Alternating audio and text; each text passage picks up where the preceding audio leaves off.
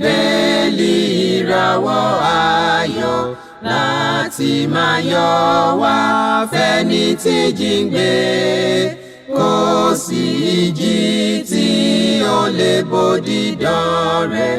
Jésù ti gbà àwọn tó ti sọnù. Fún mi bíbélì ròyìn mímọ́ dídán, mọ́lẹ̀ rẹ̀ yóò tọ́ mi lọ́nà tòrò. Ẹ̀kọ́ ìlérí òfin ìfẹ́ papọ̀, kóru tó kọjá sọ́jà ìnípẹ̀kun.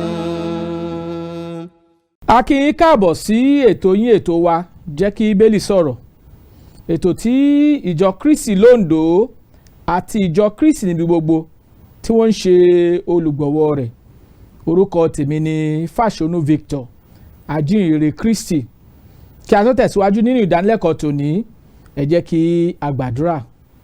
Bàbá wa tí ń bẹ lọ́run, Olódùmarè ọba ayérayé, bàbá wa nípasẹ̀ Jésù Kristi, aláàánú àtolóore ọ̀fẹ́ jùlọ, a dúpẹ́ lọ́wọ́ yín fún oore ọ̀fẹ́ aláìlẹ́gbẹ́ àti ìbùkún yín lórí ayé wa lónìí.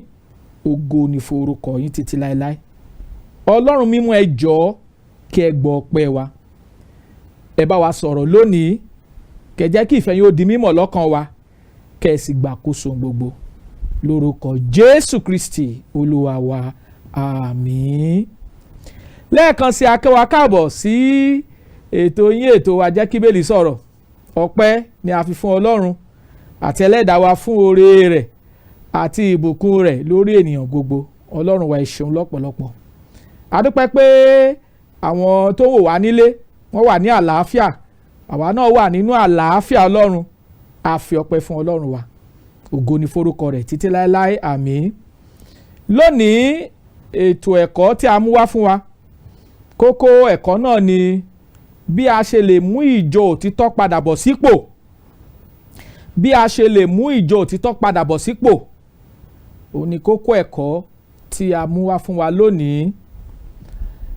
Tí a bá ṣàkíyèsí pé ní àwọn ọ̀sẹ̀ tó lọ sẹ́yìn, à ń kẹ́kọ̀ọ́ nípa ìjọ òtítọ́ kan ṣoṣo, àti gbé onírú ẹ̀kọ́ kalẹ̀ nípa ìlànà fún ìjọ, àwọn àpèjúwe ìjọ májẹ̀mú titun, ìjọ nínú ìpinnu àti àsọtẹ́lẹ̀ Ọlọ́run, àti wo ìjọ ní ìmúrasílẹ̀ àti ìmúṣẹ, àti ṣàlàyé ọ̀pọ̀lọpọ̀.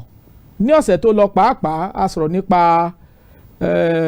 àwọn mìíràn yóò kúrò nínú ìgbàgbọ́.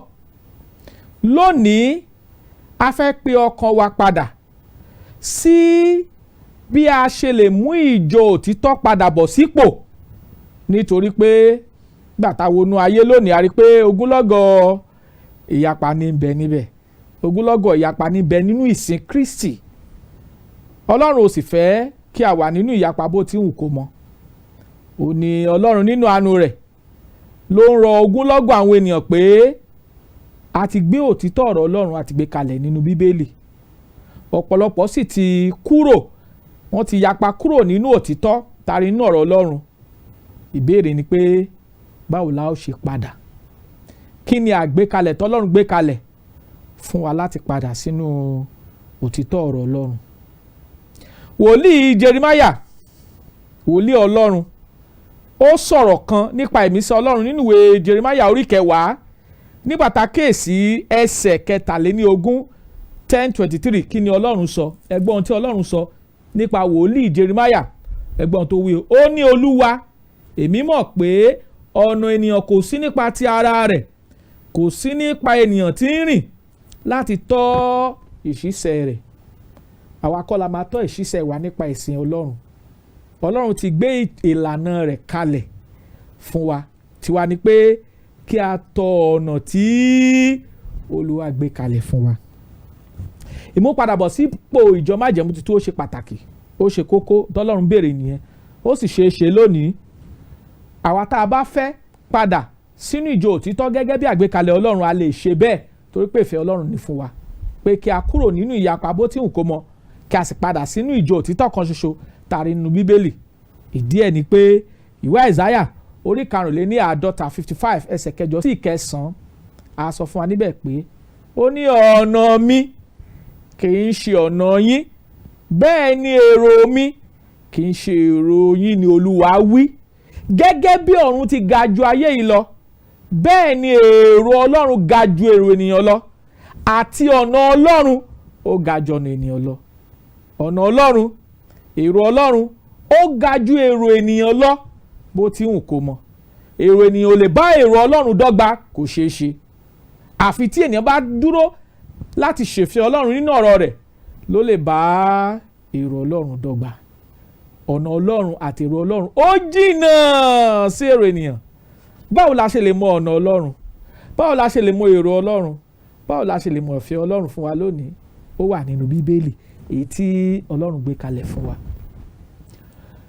Ohun mìíràn tọ́lọ́run fẹ́ ká ṣe ni pé Ọlọ́run fẹ́ ká sọ̀rọ̀ níbi tó ń bá ti sọ̀rọ̀ kí a sì dákẹ́ níbi tó ń bá ti dákẹ́.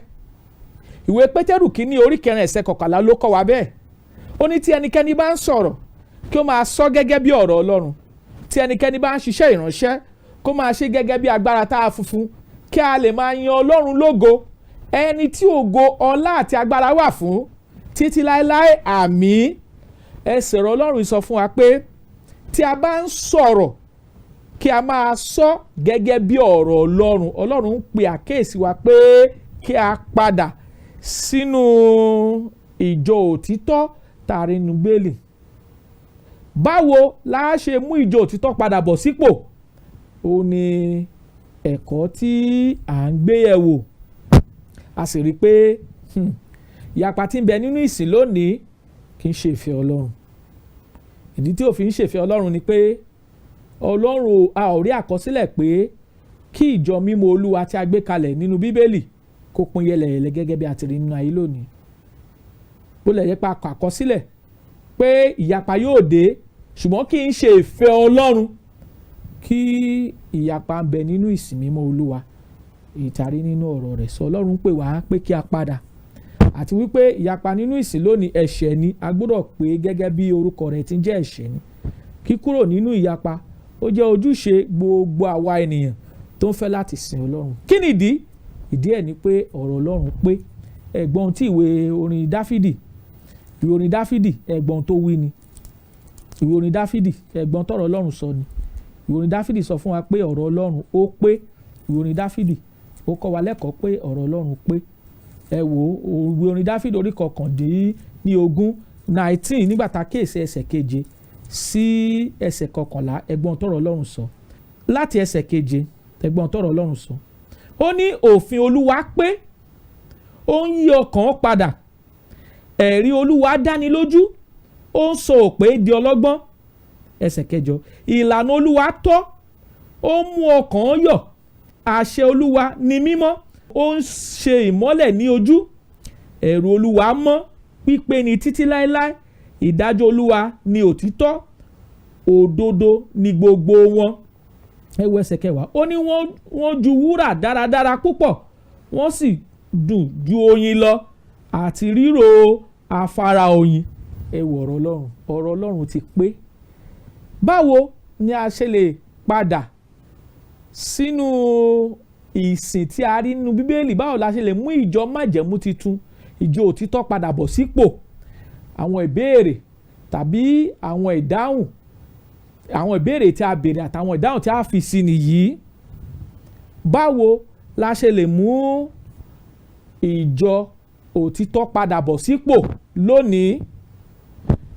Àkọ́kọ́ nínú àwọn ohun tá a ṣe ó ní pé a gbúdọ̀ mú májẹ̀mú Jésù Kristi gẹ́gẹ́ bí àṣẹ èyí tí a fún gbogbo ìran ènìyàn nínú ẹ̀sìn lónìí. A gbúdọ̀ mú májẹ̀mú Jésù Kristi gẹ́gẹ́ bí àṣẹ tá a fún wa nínú ìsìn lónìí. Ọ̀rọ̀ tí Jésù Kristi Olúwa wa sọ, òun ni Ọlọ́run fẹ́ fi ṣe ìdájọ́ gbogbo ìran ènìyàn lónìí. Ilé gbúdọ̀ yé wa. Ohun àkọ́kọ́ tá a gbúdọ̀ ṣe ni pé a gbúdọ̀ mú májẹ̀mú Jésù Kristi gẹ́gẹ́ bí àṣẹ fún wa lónìí. Ẹ wo ohun tọ́rọ̀ Ọlọ́run sọ. Ìwé Matthew orí 28 ká wò láti ẹsẹ̀ 18 kí a wò sísàlẹ̀ sí ká gbọ́ ohun tí Ọlọ́run kọ́ wa nínú ọ̀rọ̀ rẹ̀. ẹgbọ́n tó Olúwa wí o. ìwé Mátíù orí 28 nígbà tá a kíyèsí láti ẹsẹ̀ 18 sí 20 kí l'Olúwa wí. ó ní Jésù sì wá ó sì sọ fún wọn pé gbogbo agbára ní ọ̀run àti ní ayé ni a fi fún mi. ẹ lọ ẹ máa kọ́ orílẹ̀-èdè gbogbo kí ẹ sì máa baptisi wọn ní orúkọ Bàbá àti ní ti Ọmọ àti ní ti Ẹ̀mí Mímọ́. ẹ wo ẹsẹ̀ 20 kí ẹ máa kọ́ wọn láti máa kíyèsí ohun gbogbo ohunkóhun tí mo pa ní àṣẹ fún yín. ẹ kíyèsí èmi wà pẹ̀lú yín ní ìgbà gbogbo títí tó dé òpin ayé. àmín. ẹgbọ́n tí Kristi sọ. Kristi ní gbogbo agbára lọ́run àti láyé òun láti fi fún mi pé kí wọ́n lọ sí gbogbo ayé kí wọ́n sì wàásù rere fún gbogbo ẹ̀dá kí wọ́n máa baptisi àwọn ènìyàn ní orúkọ Bàbá Ọmọ àti Ẹ̀mí Mímọ́ kí wọ́n sì máa kọ́ wọn láti máa kíyèsí ohun gbogbo àní ohun gbogbo tí mo ti pa láṣẹ fún Jésù Kristi láláṣẹ nínú ìsìn. bí a bá fẹ́ mú ìjọ òtítọ́ padà bọ̀ sípò a gbúdọ̀ mọ ipò tí a gbúdọ̀ fi Jésù Kristi gẹ́gẹ́ bí aláṣẹ gẹ́gẹ́ bí ọ̀rọ̀ rẹ̀ tó sọ. òun la láṣẹ nípa ìsìn Ọlọ́run lónìí. eléyìí gbúdọ̀ yé wa. ẹ tún wo tí ìwé Kólósè orí 3 gbàtà kíyèsí ẹsẹ̀ 17 kí ló kọ́ wa nípa àṣẹ èyí tí ó ń bẹ lọ́dọ̀ Kristi. ẹ wo ìwé Kólósè orí 3 gbàtà kíyèsí ẹsẹ̀ 17 kẹgbọ́n tọ́lọ́run sọ. ó ní ohunkóhun tí ẹ̀yin bá ń ṣe ní ọ̀rọ̀ tàbí ní ìṣe ẹ máa ṣe gbogbo wọn ní orúkọ Olúwa Jésù Kristi kí ẹ sì máa fi ọpẹ́ fún Ọlọ́run Bàbá nípasẹ̀ rẹ̀. ohunkóhun tá a bá ń ṣe ní ọ̀rọ̀ tàbí ní ìṣe ká máa ṣe wọ́n nípasẹ̀ Jésù Kristi kí a sì máa fògo fún Ọlọ́run nípasẹ̀ rẹ̀. Jésù Kristi ní aláṣẹ. tá a bá fẹ́ mú ìjọ òtítọ́ padà bọ̀ sípò ohun tá a ó ṣe ni pé a ó mú májẹ̀mú Jésù Kristi gẹ́gẹ́ bí àṣẹ fún wa lónìí. ẹsẹ̀ Bíbélì ó ti gbé àgbékalẹ̀ rẹ̀ sílẹ̀ fún wa pé gbogbo agbára lọ́run àti láyé òun láti fi fún Kristi. ẹsẹ̀ ìwé Kólósè orí 3 ẹsẹ̀ 17 sọ fún wa pé ohunkóhun tá a bá ń ṣe ní ọ̀rọ̀ nírò níṣe ká máa ṣe wọ́n nípasẹ̀ Jésù Kristi.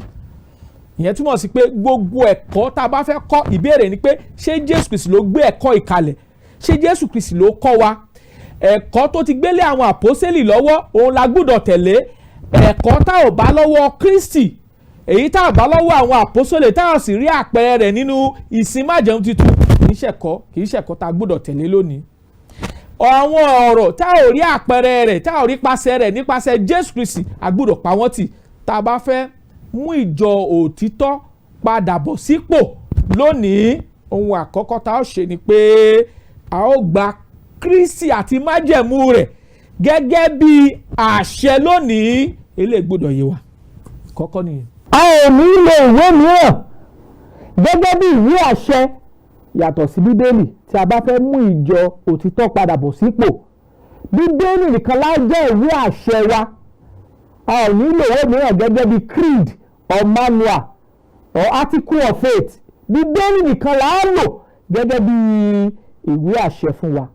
a ò ní forúkọ mìíràn pé àwọn ọmọ Ọlọ́run tó ti gbàgbọ́ àfi orúkọ tá a rí nínú Bíbélì tí ń ṣe Kírísítẹ́nì àwọn tó ń tẹ̀lé Jésù Kristi. èmi ni ti Pelu èmi ni ti Apollo èmi ni ti Kéfà. tá a bá fẹ́ mú ìjọ májẹ̀mú tuntun padà bọ̀ sípò a ò ní lo àwọn orúkọ yìí mọ́. a ò ní lo wọn. tá a bá fẹ́ mú ìjọ òtítọ́ padà bọ̀ sípò a ò ní lo èmi ni ti Pétérù èmi ni ti Pọ́ọ̀lù èmi ti Kéfà èmi ti gbá èmi tàwọn okòkò bàbá a ò ní lò wọ́n mọ́. orúkọ Kristi nìkan ti tó. kí nìdí tó fi rí bẹ́ẹ̀? àríkà pé iṣẹ́ àpọ́sítélì orí 11 ẹsẹ̀ 26 bẹ́ẹ̀ ni ní Áńtíókù ni a ti pe àwọn ọmọ ẹ̀yìn ní Kírísítẹ́nì. ó ti tó. Kírísítẹ́nì ti tó. a ò nílò èmi ni gbá èmi làwọn èmi kòkò bàbá ṣáṣù a ò nílò rẹ̀. tá a bá fẹ́ mú ìjọ òtítọ́ padà bọ̀ sípò lónìí. ìwé Pétérù kìíní pàápàá orí 4 ẹsẹ̀ 16 ó ní bí a bá ń jìyà gẹ́gẹ́ bí Kírísítẹ́nì kí a máa yin Ọlọ́run lógo nínú orúkọ yìí. Kírísítẹ́nì ti tó. kírísítẹ́nì ti tó ìyẹn ti tó wa onírúurú orúkọ nínú ìsìn Kristi lónìí Ọlọ́run ò nífẹ̀ẹ́ sí. Bá a bá fẹ́ mú ìjọ òtítọ́ padà bọ̀ sípò a ó mú àwọn orúkọ onírúurú a ó mú kúrò, a ó mú ìwé ìgbàgbọ́ creed manual a ó mú kúrò, a ó lo Bíbélì nìkan gẹ́gẹ́ bí ìwé àṣẹ. A sì nílò èmi ni ti Paul, èmi ni ti Apollo, èmi ni ti Kéfà, èmi ni ti gbá àtàwo. A ò nílò rẹ̀ mọ́ tá a bá fẹ́ mú ìjọ òtítọ́ padà bọ̀ sípò. Ìkẹta, a ó sọ̀rọ̀ níbi tí Bíbélì bá ti sọ̀rọ̀, bẹ́ẹ̀ ni a ó dákẹ́ níbi tí Bíbélì bá ti dákẹ́. A ò ní fi àfikún sí, a ò ní yọ kúrò, bẹ́ẹ̀ la ò ní ṣàtúnṣe. Láti ìgbà àtètèkọ́ṣe wá nígbà tọ́lọ́run fún àwọn ọmọ Ísírẹ́lì lófin, Ọlọ́run kì wọ́n nílọ̀ nínú ìwé Dítírónómì orí 4 ẹsẹ̀ 2 pé ìwọ kò gbúdọ̀ fi kún ọ̀rọ̀ wọn nì tí mo ti sọ fún yín. Dítírónómì orí 4 ẹsẹ̀ 2 ló sọ bẹ́ẹ̀. Nígbà tó tún yá, Ọlọ́run tún kìlọ̀ nípasẹ̀ ìwé òwe orí 30 ẹsẹ̀ 5 sí 6. Ó ní ìwọ kò gbúdọ̀ fi kún ọ̀rọ̀ náà ká má bàa mú ọ ní èké. Ìwé Ìfihàn orí 22 ẹsẹ̀ 18 sí 19 àtúnkì wá nílọ̀ bẹ́ẹ̀ pé ìwọ kò gbúdọ̀ fi kún, bẹ́ẹ̀ ni ìwọ kò gbúdọ̀ yọ kúrò nínú ìwé àsọtẹ́lẹ̀ yìí. A ti kì wá nílọ̀ láti ìgbà dé ìgbà pé kírísítẹ́nì nìkan la gbúdọ̀ jẹ́. A gbúdọ̀ sọ̀rọ̀ níbi tí Bíbélì bá ti sọ̀rọ̀, kí a sì dákẹ́ níbi tí Bíbélì bá ti dákẹ́. A ò gbúdọ̀ fi kún, bẹ́ẹ̀ la gbúdọ̀ yọ kúrò. A gbúdọ̀ sọ gẹ́gẹ́ bí Olúwa ti wí. Ìkẹrin, a gbúdọ̀ gbé Kristi sókè gẹ́gẹ́ bí orí àti ọkọ̀ fún ìjọ nìkan. Kristi la gbúdọ̀ gbé sókè gẹ́gẹ́ bí orí àti ọkọ̀ fún ìjọ. Kí ni Bíbélì kọ́ wa nínú ìwé Éfésù orí 5? Ìwé Éfésù orí 5 nígbà tá a kíyèsí ẹsẹ̀ 23. Kí ni Bíbélì sọ fún wa? Kristi nìkan la gbúdọ̀ gbé sókè gẹ́gẹ́ bí ọkọ̀ àti orí fún ìjọ. Ẹ̀gbọ́n tó wí o láti ẹsẹ̀ 23. Ó ní nítorí pé ọkọ ní í ṣe orí aya, bí Kristi ti jẹ́ orí ìjọ ènìyàn rẹ̀, òun sì ni olùgbàlà ara. Nítorí náà gẹ́gẹ́ bí ìjọ ti tẹríba fún Kristi, bẹ́ẹ̀ sì ni kí àwọn aya kí ó máa tẹríba máa ṣe sí ọkọ wọn ní ohun gbogbo. Ẹ̀yin ọkọ, ẹ fẹ́ràn àwọn aya yín gẹ́gẹ́ bí Kristi ti fẹ́ràn ìjọ tó sì fi ara rẹ̀ fún un.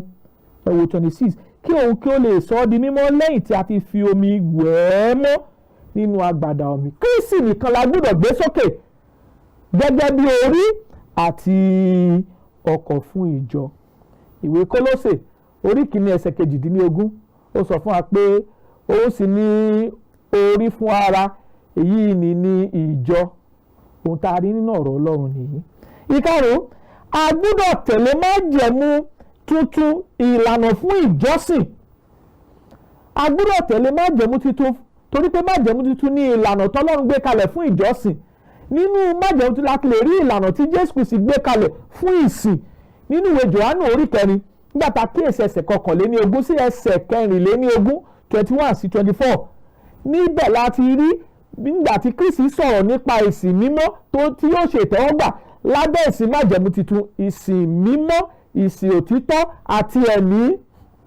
A gbọ́dọ̀ dúró lórí ìsìn tí Jésù Kristi Olúwa wa gbé kalẹ̀ nínú májẹ̀mú tuntun. A gbọ́dọ̀ padà sínú iṣẹ́ ẹ̀sìn májẹ̀mú láéláé láti máa ṣe wọ́n torí pa kì wá nílọ̀. Ìwé Gàlátíà orí 4 orí 5 ẹsẹ̀ 4 kì wá nílọ̀. Ó ní a ti yà yín kúrò lọ́dọ̀ Kristi, ẹ̀yin tí ń fẹ́ ká dá yín láre nípa iṣẹ́ òfin, ẹ ti ṣubú kúrò nínú oore ọ̀fẹ́. Bí ènìyàn bá padà sínú òfin Mósè láti máa ṣe wọ́n nínú iṣẹ́ ẹ̀sìn lábẹ́ májẹ̀mú tuntun, a sọ pé a ti yà á kúrò lọ́dọ̀ Kristi. Ìkẹfà, a gbọ́dọ̀ jẹ́ kí Bíbélì ó kọ́ wa pé ìṣọ̀kan ó ṣeé ṣe nínú Kristi. Ìyapa Ọlọ́run kórìíra rẹ̀. Ìṣọ̀kan ó ṣeé ṣe. Kí ni tó fi rí bẹ́ẹ̀? Nígbà tá a kíyèsí Kọ́ríńtì kínní orí 1 ẹsẹ̀ 10 sí 12 kẹgbọ́n tí Bíbélì sọ. Kọ́ríńtì kínní orí 1 nígbà tá a kíyèsí ẹsẹ̀ 10 sí 12 kí ni Bíbélì wí, ẹgbọ́n tó ọ̀rọ̀ Ọlọ́run sọ. Ó ní ẹsẹ̀ 10, ó ní mo sì bẹ̀yín ará, ní orúkọ Olúwa wa Jésù Kristi kí gbogbo yín máa sọ̀rọ̀ ohun kan náà àti kí ìyapa kí ó má ṣe sí nínú yín, ṣùgbọ́n kí a lè ṣe yín pé ní inú kan náà àti ní ìmọ̀ kan náà, nítorí a ti fi hàn mí nípa tiyín ará mi látọ̀dọ̀ àwọn ará ilé Cleo pé ìjà ń bẹ láàrin yín. Ǹjẹ́ èyí ni mo wí pé olúkúlùkù yín wí pé èmi ni ti Pọ́ọ̀lù, àti èmi ni ti Apollo, àti èmi ni ti Kéfà, àti èmi ni ti Kristi. Àpé Kristi bí? Ṣé Pọ́ọ̀lù ni a kàn mọ́ àgbélébùú fún yín bí? Tàbí ní orúkọ Pọ́ọ̀lù ni a baptisi yín sí? Ìta ń sọ ni pé a gbọ́dọ̀ mọ̀ pé Bíbélì kọ́ wa lẹ́kọ̀ọ́ pé a gbọ́dọ̀ wà ní ọ̀kan, a gbọ́dọ̀ wà ní inú kan náà, a gbọ́dọ̀ wà ní ìdájọ́ kan náà, kò gbọ́dọ̀ sí ìyapa láàrin wa. A gbọ́dọ̀ mọ̀ pé ó ṣeé ṣe fún gbogbo wa láti wà ní inú kan náà. Ìwé Jòhánù orí 17 ẹsẹ̀ 19 Jésù Kristi gbàdúrà John 21 ó gbàdúrà pé kí gbogbo àwọn tí yóò gba ọ̀rọ̀ àwọn àpọ́sítélì gbọ́ kí wọn kó lè jẹ́ ọ̀kan gẹ́gẹ́ bí òun ti jẹ́ ọ̀kan nínú bàbá àti bàbá nínú òun, kí àwọn náà kó lè jẹ́ ọ̀kan nínú wa. Àti rí kà pé Ọlọ́run nínú àánú rẹ̀ ó fẹ́ kí gbogbo wa kí a padà sínú Bíbélì, kí a sì padà sínú ìmúpadàbọ̀sípò ìjọ òtítọ́ kan ṣoṣo tí ó gbé kalẹ̀. Ìkeje, Ọlọ́run fẹ́ kí gbogbo wa wà ní inú kan náà, ìdájọ́ kan náà, àti ká máa sọ ohun kan náà kí ó má ṣe sí ìyapa nínú wa. Ìkẹjọ, dídá ìjọ májẹ̀mú tuntun padà ó gbúdọ̀ jẹ́ ohun tí gbogbo wa gbúdọ̀ nífẹ̀ẹ́ sí. A gbúdọ̀ nífẹ̀ẹ́ sí pé kí a dá ìjọ májẹ̀mú tuntun padà sí bí ó ti wà tẹ́lẹ̀ rí. Ìdí tá a gbúdọ̀ nífẹ̀ẹ́ sí ni pé Jésù Kristi ló gbé ìjọ rẹ̀ kalẹ̀. Ìwé Mátíù orí 16 ẹsẹ̀ 18 ó ní ìwọ ni Pétérù, lórí àpáta yìí lèmi yóò kọ́ ìjọ mi lé, ẹnu ọ̀nà ìpòkú kì yóò sì lè borí rẹ̀. Ọlọ́run sì fẹ́ ká mọ̀ pé dídúró nínú ẹ̀kọ́ Kristi ó jẹ́ ohun tó ṣe pàtàkì fún wa láti ní ìyè àìnípẹ̀kun. Bàbá dúró nínú ẹ̀kọ́ Kristi ó ṣe pàtàkì fún wa láti ní ìyè àìnípẹ̀kun nípasẹ̀ rẹ̀. Ẹ̀gbọ́n ọ̀rọ̀ Ọlọ́run ni Jòhánù 2 ẹsẹ̀ 9 ó ní ẹni tó bá ré kọjá tí kò dó nínú ẹ̀kọ́ Kristi kò gba Ọlọ́run. Ẹni tó bá dó nínú ẹ̀kọ́ òun ni ó gba bàbá àti ọmọ. Bá a bá dúró nínú ẹ̀kọ́ Kristi ó fi hàn wá pé ìrètí ìyè àìnípẹ̀kun yóò jẹ́ ìpín wa ní ọjọ́ ìkẹyìn. Àdúrà wa sí Ọlọ́run ni pé Olúwa yóò ràn wá lọ́wọ́ láti mọ ohun tó yẹ ká ṣe, gẹ́gẹ́ bí a ti sọ fún wa pé bí a ṣe lè mú ìjọ òtítọ́ padà bọ̀ sípò lónìí, àti kọ́ wa ohun tá ó ṣe. Tiwa ni pé ká ṣe gẹ́gẹ́ bí ìfẹ́ rẹ̀. Ọlọ́run yóò ràn wá lọ́wọ́, yóò sì fìfẹ́ rẹ̀ hàn wá, yóò sì jẹ́ kí ìmọ̀ rẹ̀ ó yé wa láti máa tẹ̀síwájú nínú rẹ̀. Lórúkọ Jésù Kristi Olúwa wa, àmín. Tí ẹ bá fẹ́ láti béèrè tàbí ẹ̀bẹ̀ àdúrà, àwọn nọ́mbà tẹ́ ó pè wá sí nìyí 08057444902 tàbí 08065717023. A tuntun nọ́mbà náà pè fún wa 08057444902 tàbí 08065717023. Kí àlàáfíà àti wàláàyè Ọlọ́run kó máa bá wa gbé, kó sì máa bá wa pé, kó sì ràn wá lọ́wọ́ ká kó lè ṣèfẹ́ rẹ̀. Lórúkọ Jésù Kristi Olúwa wa, àmín. Fún mi ní Bíbélì ìràwọ̀ ayọ̀ láti máa yọ̀ wá fẹ́ni tí jíǹgbé, kò sí ìjì tí ó lè bòdì dán rẹ̀. Jésù ti gbà àwọn tó ti sọnù. Fún mi Bíbélì ìròyìn mímọ́ dídán, mọ́lẹ̀ rẹ̀ yóò tọ́ mi lọ́nà tóóró. Ẹ̀kọ́ ìlérí òfin ìfẹ́ papọ̀, kóòrù tó kọjá sọ́jà ìnípẹ̀kun.